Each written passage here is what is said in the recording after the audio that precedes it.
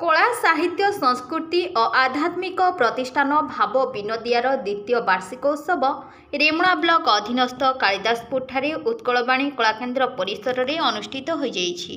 अनुष्ठानर सभापति राष्ट्रपति पुरस्कार प्राप्त शिक्षक तथा सुसाहित्यिक वैकुंठनाथ शतपथी अध्यक्षतार अनुष्ठित एक कार्यक्रम में भद्रक जिला उपजिलापाल कार्तिकनाथ मंडल उद्घाटक, बालेश्वर जिला अतिरिक्त जिलापाल सुधाकर नायक मुख्य अतिथि, बालेश्वर आईन महाविद्यालय अध्यक्ष डॉक्टर सुधाकर साहू मुख्य वक्ता भाव योगदान करी जगन्नाथ चेतना समग्र विश्व प्राण को उद्वेलित करने सहित बालेश्वर भली कला साहित्य और संस्कृति समृद्ध माटी रे भाव विनोदिया भली सांस्कृतिक और आध्यात्मिक अनुष्ठानर आविर्भाव और कार्यधारा को अतिथि माने भूयसी प्रशंसा करथिले।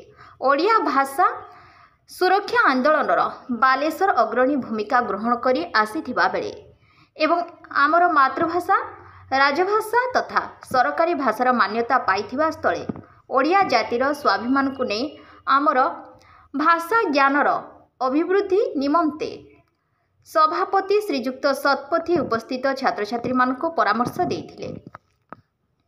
सभा कार्य प्रारंभ में अतिथि द्वारा प्रदीप प्रज्वलन सहित महाप्रभु श्री जगन्नाथ वंदना को नहीं प्रारंभिक संगीत परिवेषण करा। अनुष्ठानर सह संपादक मनोज कुमार नायक अतिथि मानक मंच आह्वान करने सहित अतिथि परिचय प्रदान करते। अनुष्ठानर वार्षिक मुखपत्र भाव विनोदिया को मुख्य अतिथि श्रीजुक्त नायक उन्मोचित करथिया बेले एही अवसर में अनुष्ठान परिवार तरफरु तांको प्रशासनिक सेवा गौरव सम्मान रे संवर्धित करा जायथिला।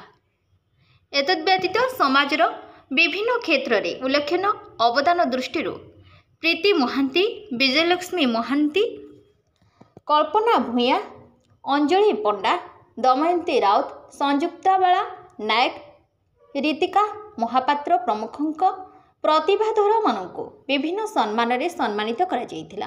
बालेश्वर पूर्वतन विधायक स्वर्गत गोपनारायण दास, शिल्पपति जुगल किशोर मठ एवं लक्ष्मीनारायण ज्वेलरी प्रतिष्ठाता नाम कृति छात्र छात्री को आर्थिक सहायता मूले स्मृति पुरस्कार प्रदान करा जायथिला। आकाशवाणीर गीतिकार अभय सुतार को कवि वीरेन्द्र चंद्र महांती स्मृति पुरस्कार रे स्वतंत्र भाव संवर्धित करा जायथिला। कवि वीरेन्द्र चंद्र महांती स्मृति संसद एवं एसएस म्यूजिक मिलित सहयोग रे समस्त कार्यक्रम परिचालित होइथा बेले सभा कार्य शेष रे अनुष्ठानर उपसभापति सोमनाथ विश्वाल धन्यवाद प्रदान करथिले।